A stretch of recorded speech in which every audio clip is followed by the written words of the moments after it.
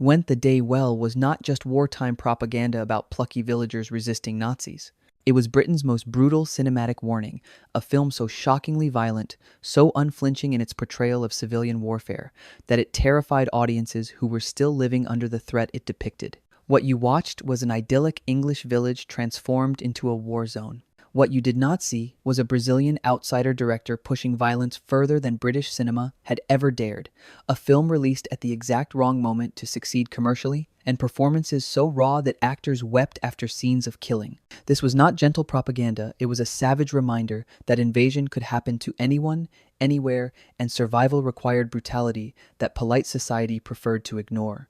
Here are 20 weird, shocking, and almost unknown facts about Went the Day. Will that reveal how Ealing Studios created their darkest, most subversive masterpiece? And stick around for the bonus fact, because the church bell warning system in the film was real British civil defense protocol. Number 20. The film flopped at release because it arrived too late. Went the Day Well hit British cinemas in December 1942, and audiences stayed away. The timing was catastrophically wrong. When the original story by Greene was published in June 1940, the threat of German invasion was terrifyingly real. France had fallen. Britain stood alone. Every coastal village lived in genuine fear of paratroopers landing at dawn. By late 1942, everything had changed. The strategic balance had shifted. British audiences, exhausted by 3 years of actual war, did not want to pay to watch a fictional invasion that no longer felt relevant. The scenario that would have been electrifying in 1940 felt like yesterday's nightmare in 1942. Cavalcanti's masterpiece had arrived too late to capitalize on the terror that inspired it, and too early to benefit from nostalgic retrospection. Number 19. Alberto Cavalcanti was a Brazilian outsider who brought unprecedented brutality. Cavalcanti was not English. Born in Rio de Janeiro in 1897, he had started his film career in Paris making avant-garde documentaries before joining the General Post Office film unit in Britain. When Michael Balcon brought him to Ealing Studios in 1940, he was an outsider to British filmmaking conventions, and that outsider status became the greatest asset of the film. British war films of the era followed unspoken rules about depicting violence. There was restraint, dignity, and a certain genteel quality even to death scenes. Cavalcanti had no such inhibitions. His documentary background emphasized capturing reality without flinching. People did not die heroically with stirring final words. They were hacked with axes, bayoneted while telephoning for help, and gunned down while cycling home. His status as an outsider freed him to create one of the most uncompromising war films Britain ever produced. Number 18. The most shocking scene features a society matron diving on a grenade. Marie Laure, playing the genteel lady of the manor Mrs. Fraser, delivers one of the most devastating acts of heroism in cinema. When a German soldier tosses a hand grenade into a room full of children, Mrs. Fraser, a refined aristocrat more accustomed to tea services than combat, calmly stoops, picks up the grenade, and runs from the room. The children hear the explosion and realize Mrs. Fraser has been obliterated, sacrificing herself so they could live. What made this scene so shocking was who performed it. Marie Laure was 48 years old and known for playing elegant women of privilege. Audiences watched a familiar, comforting maternal figure choose instant death. The impact of the scene came from its matter-of-fact execution. There is no stirring music and no slow-motion heroism. Mrs. Fraser simply grabs the grenade and exits. The explosion happens off-screen. Number 17.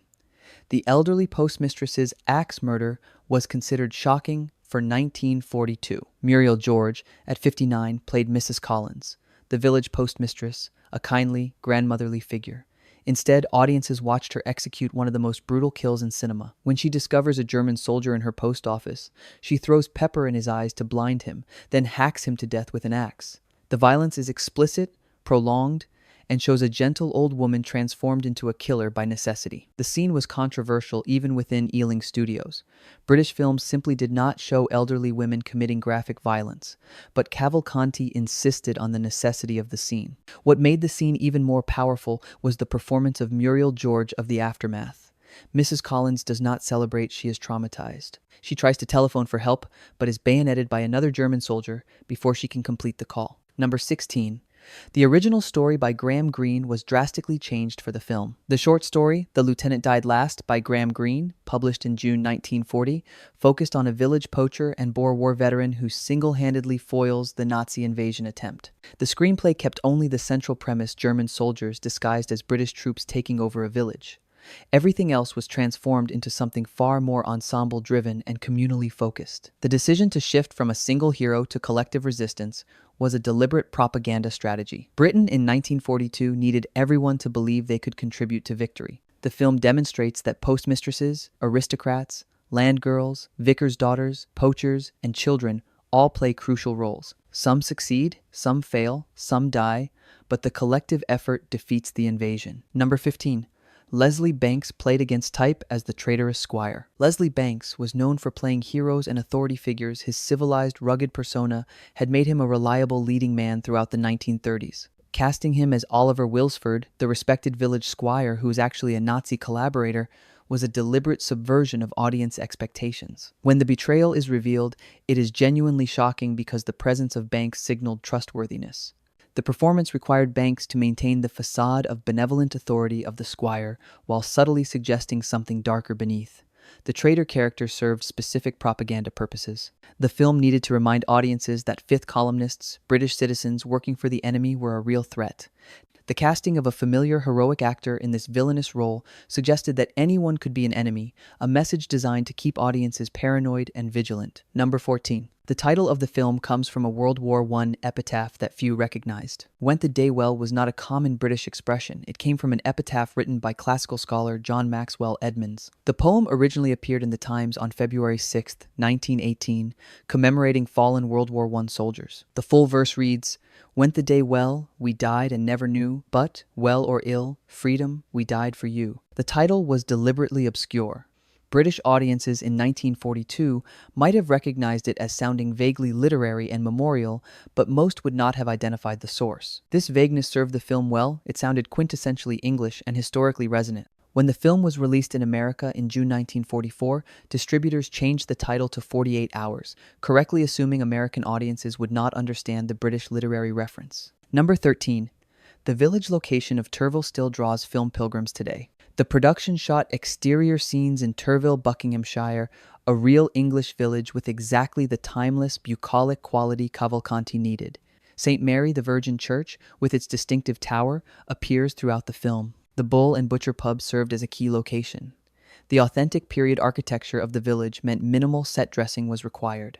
The production built the post office set directly in front of the pub, creating a temporary structure that could be used for filming without requiring expensive stage construction. Shooting on location added immeasurable authenticity. The light, the landscape, and the sense of place all read as genuinely English. Today, Turville attracts film tourists who recognize it from Went the Day Well and numerous other productions. Number 12. The first major role of Thora Hird launched a 6-decade career. At 31 years old, Thora Hird played Ivy, one of the Women's Land Army girls, who becomes crucial to the resistance of the village. This was her first significant film role, though she had been working in theater since childhood. The performance showcased the combination of working-class earthiness and steely determination that would define her career for the next 60 years. Thora Hird brought authenticity to the Land Army portrayal.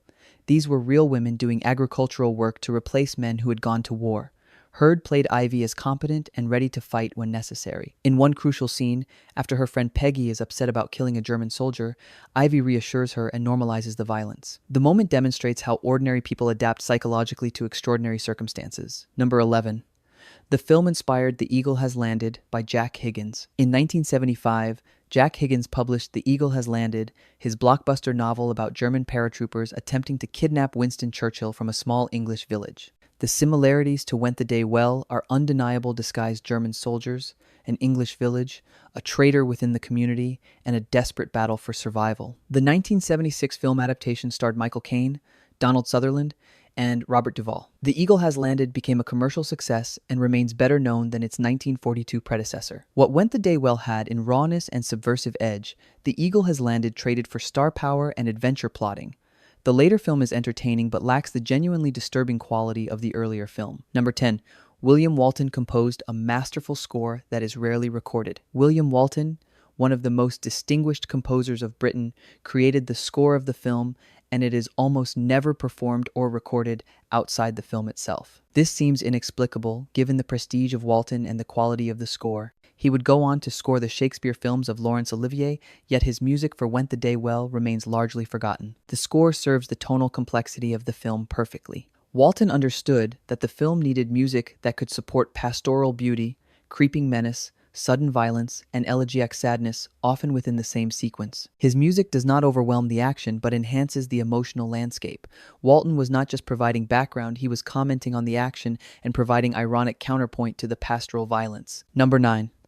The film was restricted in some areas for being too disturbing. While no official nationwide ban occurred, some local censors and exhibition boards restricted Went the Day Well for being excessively violent. The British Board of Film Censors passed it, but individual councils had authority to impose local restrictions. Some areas limited screening times or required parental accompaniment for younger viewers, unusual for a film that was ostensibly morale-boosting propaganda. The violence that troubled censors was not just its quantity, but its quality. The film depicted civilians killing in close combat and graphic deaths of sympathetic characters. Censors worried about traumatizing audiences who were already living under genuine wartime stress. The refusal of Cavalcanti to sentimentalize the violence created genuine controversy. Number 8. The Home Guard massacre was one of the most shocking moments of cinema. In one devastating sequence, we see young Home Guard members cycling home, whistling cheerfully after their patrol. The film cuts to the Germans setting up an ambush. Then we watch as the entire group is gunned down methodically, their bodies cleared from the road just before an innocent civilian drives past, singing to herself. The power of the scene comes from its brutal juxtaposition of innocence and violence. These were not trained soldiers, they were teenagers playing at war, and they died without understanding what hit them. The whistling, the casual cycling, and the sudden obliteration happen so quickly that audiences barely have time to process it. This was the documentary sensibility of Cavalcanti at its most effective. The sequence shocked critics and audiences precisely because it violated expectations about how young heroes should die in movies. Number 7. The opening frame story of the film was revolutionary for 1942. Went the Day Well opens in a churchyard with villager Charles Sims, played by Mervyn Johns, speaking directly to camera, telling us about the Battle of Bramley End as past history. He points to German graves and says, "They wanted England, these Jerrys did, and this is the only bit they got." This frame immediately tells audiences that the invasion failed, and the war was one remarkable for a film made in 1942, when the outcome of the war was far from certain. The decision to open with victory was a bold propaganda strategy. It provided reassurance to audiences still living under genuine threat. By showing the future where Germany had been defeated, the film transformed a potentially terrifying scenario into a cautionary tale with a guaranteed happy ending. Critics noted how unusual this approach was for wartime propaganda. Number 6.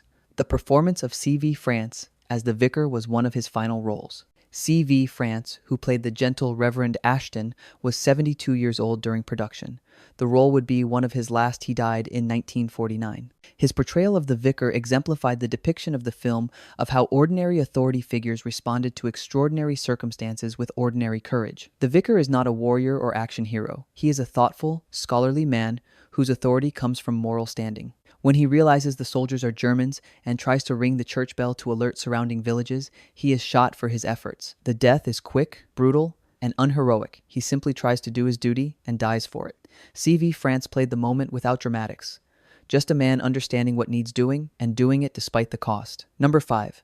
The film nearly ended the relationship of Ealing with the Ministry of Information. While Went the Day Well served propaganda purposes, its graphic violence and downbeat tone concerned Ministry of Information officials who had expected something more uplifting. Some officials argued the film might demoralize rather than inspire audiences by showing just how awful civilian resistance would be. Michael Balcon, the production chief of Ealing, defended the approach of the film. He argued that British audiences deserved honest depictions of what fighting back would actually entail. The tension reflected larger debates about propaganda strategy. Should you comfort audiences or prepare them? Went the Day Well chose preparation over comfort, and that choice made officials nervous. Number 4. The film influenced modern home invasion and siege films. Critics and filmmakers have recognized Went the Day Well as an ancestor of the home invasion thriller genre. The premise, trusted figures revealed as threats, a location under siege, and ordinary people forced to become violent, anticipates everything from Straw Dogs to the recent Red Dawn remake. The film established key genre conventions: the isolated community, the disguised threat, the traitor within, and the gradual realization of danger. It showed how to create sustained tension when characters cannot escape and must fight with improvised weapons. The psychological progression from trust to suspicion to violent resistance became a template for countless later films. Number 3. The final scene of Valerie Taylor required multiple takes due to emotional intensity. Valerie Taylor, playing Nora, the daughter of the vicar, delivers one of the most powerful moments of the film when she shoots the traitor Wilsford after discovering him trying to dismantle the barricades. Valerie Taylor reportedly struggled with the scene emotionally, requiring multiple takes because the act of shooting even a traitor was so psychologically difficult for her character. The journey of Nora in the film represents awakening from naivete to harsh reality. Valerie Taylor played the moment not as empowerment, but as heartbreak. Nora walks down the stairs with the Luger, confronts Wilsford, and shoots him, but the performance conveys no triumph, only necessity and grief. She is killing a man she has known her entire life. Number 2. The restoration of 2010 revealed details lost for decades. In July 2010, Studio Canal and the British Film Institute released a digitally restored version of Went the Day Well. The restoration revealed visual details that had been obscured in degraded prints for decades. Critics seeing the restored version were struck by how much more the film communicated visually than they had remembered. The restoration allowed new generations to discover the film.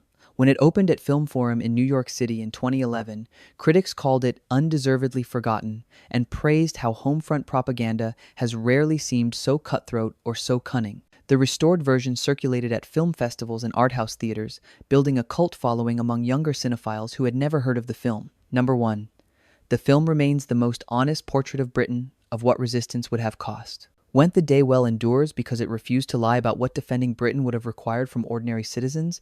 It does not sugarcoat, does not simplify, and does not offer easy heroism. It says, invasion means your neighbors might be traitors, resistance means killing with your own hands, and victory comes soaked in blood and grief. No other British war film of the era was this honest. Went the Day Well showed British character being tested to destruction and barely surviving. It acknowledged that some price tags are almost too high to pay, and then insisted they must be paid anyway, because the alternative is worse. The honesty of the film explains both its initial commercial failure and its eventual recognition as a masterpiece. Bonus fact: the church bell warning system was real British civil defense protocol. The church bells that Reverend Ashton tries to ring were not invented for dramatic purposes. They were actual British civil defense protocol during the invasion threat period. Church bells throughout Britain were silenced from June 1940 onwards, forbidden from ringing except for one specific purpose: to warn of German invasion. The bells represented the last line of civilian warning. If you heard church bells during the war, it meant enemy forces had landed. This added a layer of genuine terror for contemporary audiences. When the vicar tries to ring the bell and is shot for his efforts, 1942 audiences understood he was trying to activate a real system they all knew about. The bells remained silent throughout the war. They never had to be rung for their intended purpose because invasion never came. They were eventually allowed to ring again in 1943, signaling that the invasion threat had finally passed. Went the Day Well endures because Alberto Cavalcanti understood that the best propaganda does not hide the truth, it reveals it completely, trusting audiences to accept brutal realities if presented honestly. He created a film that said, defense requires everyone, resistance means violence, survival costs everything, and victory is worth it anyway. If this deep dive into the darkest, most honest war film of Britain revealed how propaganda becomes art when artists refuse to lie, go ahead and smash that like button and subscribe for more behind-the-scenes revelations.